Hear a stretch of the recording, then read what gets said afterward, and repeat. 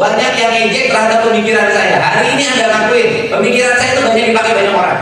Pendidikan berkarakter itu siapa sih yang memberikan saya? Gurulah yang paling mengerti ruang kelasnya.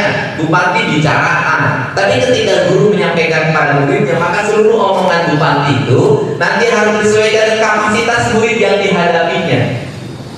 Saya kan katakan berkali-kali, opak teh telas. Kemudian bagaimana agar untuk pankreas anaknya itu tetap terjaga, maka opak teh dibunuh telas. Itu bagian dari kearifan. Melenturkan isi buku itu yang dibuat oleh orang-orang pintar di Jakarta, dilenturkan oleh guru. Setelah dilenturkan oleh guru, ditambah oleh energi yang dimiliki oleh gurunya, sehingga masuklah ke muridnya. Ketika masuk ke muridnya, ada dua sistem di situ. Satu sistem kurikulum yang ditetapkan dalam bentuk tulisan buku, yang kedua ada energi gurunya. Karena saya tidak mau guru mengajar tanpa energi, karena yang sampai ke murid itu energi gurunya itu. Tapi kalau guru adopsi betul buku hanya dibacain, guru nggak ada energi. Menurut saya harus ada Universitas Pendidikan Indonesia, nggak usah. Cukup saja anak SMA dikasih pembekalan 3 bulan, ngajar di kelas 2 buku, selesai kan? Saya juga Bu Manti bisa ngajar kalau begitu ya, 2 buku saja saya jelasin. Nih bukunya, lihat halaman sekian, lihat halaman sekian, lihat halaman sekian. Nah, kemudian di dalamnya adalah, gitu kan? Nanti mengembalikan murid untuk kembali menulis. Kalau dengan model sekarang, kapan murid bisa nulis? Apa tujuan menulis itu? Saya termasuk tulisan yang jelek. Kelemahan saya hari ini itu, sampai sekarang itu tidak kuat tulis lama. Karena memang sejak dari dulu tidak kuat tulis lama. Sehingga saya lebih banyak seperti ini karena sehingga saya harus mengganti. Kalau saya ngomong bikin artikel itu cepat 5 menit itu bisa selesai 2 halaman. Nah, tapi kalau saya nulis satu capek gitu kan, karena konsentrasinya kan terbagi 2. Nah, itu jadi mulai guru tuh nulis lagi. Saya ingat betul, saya dulu punya guru SMP namanya Pak Adam, guru agama. Dia nggak pernah bawa buku 1 lembar pun. Dia masuk kelas tulis. Dia tulis papan tulis. Habis itu waktu itu ulangan. Sekarang itu jadi setiap ngajar itu ulangan, setiap ngajar ulangan. Ternyata waktu saya lihat Pak Adam itu mengajarkan pada murid itu mengkonsentrasikan diri ketika gurunya menjelaskan, dan dites pada waktu itu. Ternyata itu jauh lebih efektif di kepala saya sampai hari ini. Mungkin ibu juga ngalaminnya. Coba di guru nukir, masuk ke kelas. Ready man. Enggak, saya ingin berubah. Anda boleh, dulu banyak yang ngejek terhadap pemikiran saya. Hari ini Anda lakuin, pemikiran saya itu banyak dipakai banyak orang. Di Jakarta itu kalau tidak punya pendidikan berkarakter itu siapa sih yang memberikan saya? Sekarang menjadi isu nasional. Jadi sebenarnya Jakarta kan tinggalin dengan baik. Nah, ini mulai, sehingga dari situlah orang tidak sembarangan mengajar. Akhirnya asal buka sarjana pendidikan hanya ngajar, sarjana pendidikan hanya ngajar, cetak tuh bisa. Tapi menurut saya teknologi yang dikembangkan itu cocoknya nanti kalau sudah sampai tingkat di perguruan tinggi. Kalau sampai SMA mah jangan dulu terlalu tinggi teknologinya. Kenapa? Karena di sanalah pendidikan karakter. Pendidikan karakter itu membangun etos, membangun vitalitas diri, membangun energi. Kalau di perguruan tinggi, nah baru itu sudah mulai beda cara berpikirnya. Sudah tidak mesti lagi nulis, cukup baca buku di literatur selesai. Kalau kuliah kan begitu. Tapi kalau SMA itu, menurut saya itu masih pembentukan watak. Karena masih pembentukan watak, maka doktrin pendidikan itu mesti ada. Saya katakan doktrin pendidikan itu mesti ada.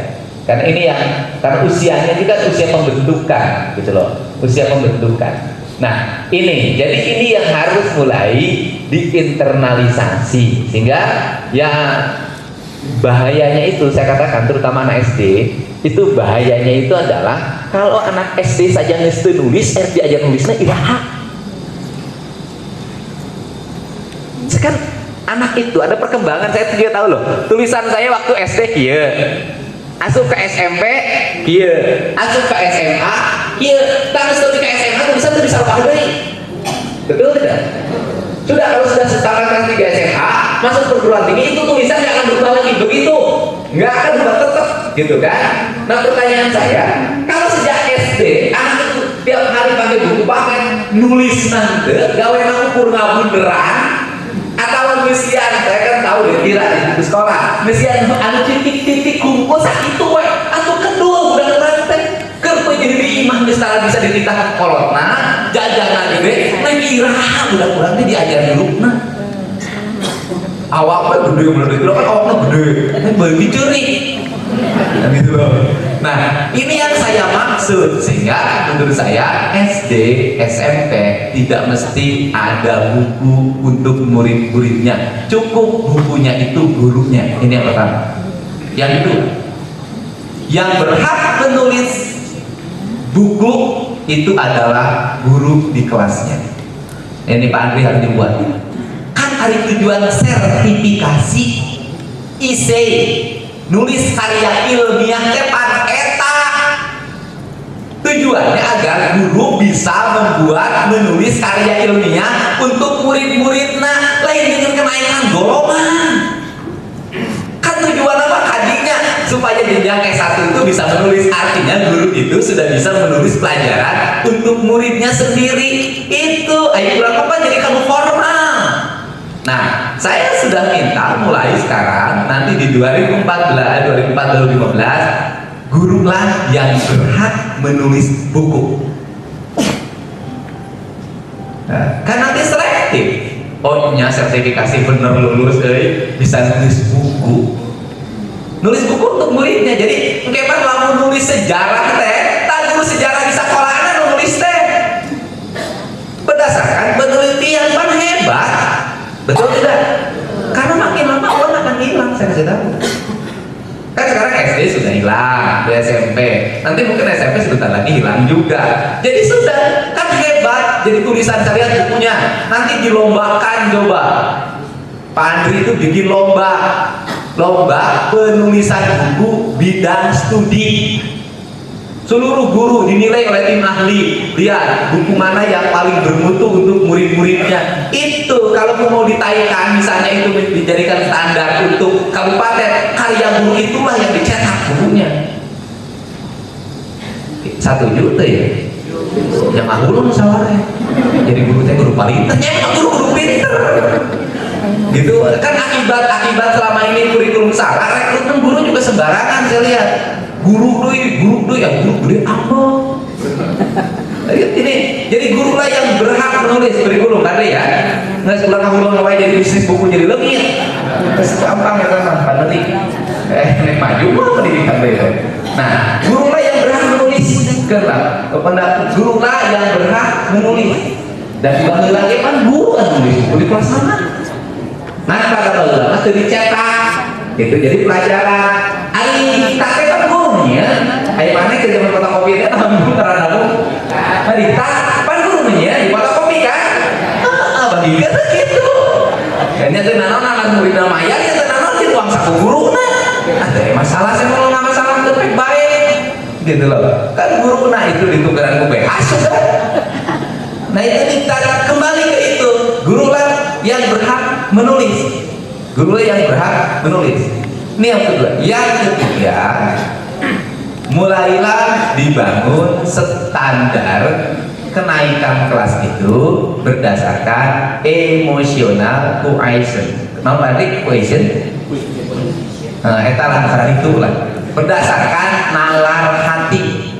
Yang sih guru itu berdasarkan nalar hati. Jadi saya meminta kenaikan kelas diputuskan dalam sidang dewan sekolah. Guru, kepala sekolah, ngarium. Jadi ada standar naik. Nah, kalau standar mata naik diputuskan oleh sendiri bersama. Nanti semua guru memberikan pandangan. Sehingga Harry Potter itu kan, Harry Potter kan gitu. Memberikan pandangan. Sudut utama kenaikan itu adalah kesempurnaan hati. Artinya kalau hati tidak bisa dinilai lah, kesempurnaan perilaku hidup.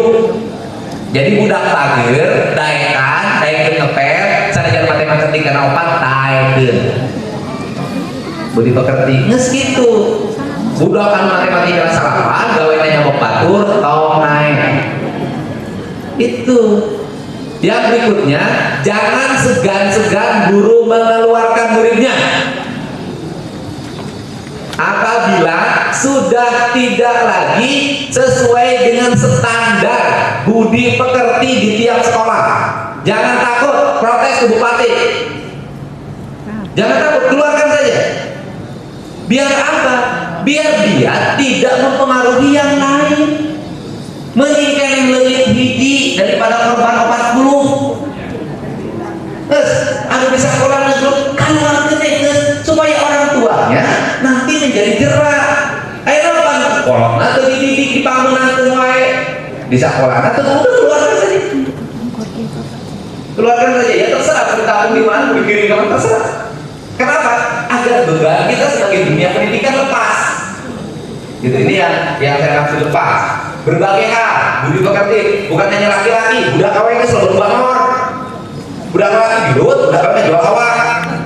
Kan itu terjadi di mana-mana. Ya kan ada yang setingkat SD, SMP sudah berhubungan. Ya, aku sebutin lah, saya tahu kan. Nah, itu keluarin aja. Nah, termasuk, ya kan, sekolah atau SMP, SMA itu nanti bikin tes kegadisan di sekolah. Saya kasih tahu, bikin dalam setiap tahun. Jadi dalam setiap tahun ketika naik kelas itu dipersyaratkan harus dites kegadisannya. Ayo siap. Ya kan ayah kejadian kalau lagi di Cibatu, ayo kepala guru Esanawiyah itu udah SMA di Maninis. Ayo.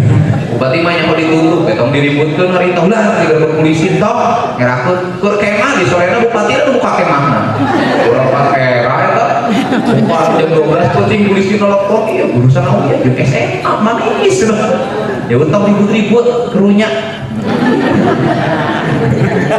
Nah, coba ini geger coba, tiap kenaikan kelas itu dites. Kalau ternyata terbukti kegadisannya hilang, itu karena hubungan dikeluarkan.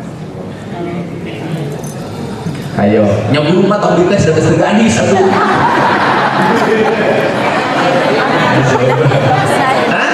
SD, SMP, SMA. Kata siapa? Mungkin saja ibu sih SD itu mungkin salah. Ya boleh lah SD misalnya kelas 5, kelas 5 sudah. SD cek saha mungkin ibu, cek saha. Purwanto tenyangoan. Ya cobalah silakan. Itu dites. Mungkin bakal bikin ribut Purwakarta betul. Tapi menurut saya ini akan membuat rasa takut. Budak sekolah nanti kalau menjadi itu teh, waduh kurang mau naik ya. Mungkin bakal kanyangoan. Kenapa hal ini? Karena tidak pernah ketahuan. Ini bapak nanti nyangoan. Ya kan? Gurunya tidak tahu. Ini memang bakal bikin ribut, dianggap melanggar hak asasi. Tapi ini bagian dari pendidikan menurut saya. 1 juta. Iya, sok lama menentang berarti pelanggan. Lama menentang berarti gadis. Ribut coba. Apa tepias diumumin saja. Nanti sekarang di setiap kelasnya. Nanti menjelang kenaikan kelas, seluruh anak gadis akan dites kegadisannya. Yang tidak gadis tidak akan naik kelas. Abang terlewas, bias ya, langsung dijahit. Kecos. Ini diumumin gitu aja sok coba lihat. Itu jadi itu sekolah kita tahu dah. Nyeh setelah kita tes sama. Nah, jangan ayat tes itu secara kedokteran. Hah? Kumaha? Di mana? Alhamdulillah ya. Ya coba laki-laki pun dites ke kebujangannya. Lelaki dites kebujangannya, yang tidak bujangan tidak naik kelas. Oh, mau naik sih. Bang, setuju. Bupati mah dari cara juga kita ternyata sebenarnya mau ayah alat tesna. Aduh, keluarga untung mereka yang aku punya kayak jelas kita jadi Dewi. Lamun hari raya sih kelas 2 SMP yang sudah bujangan.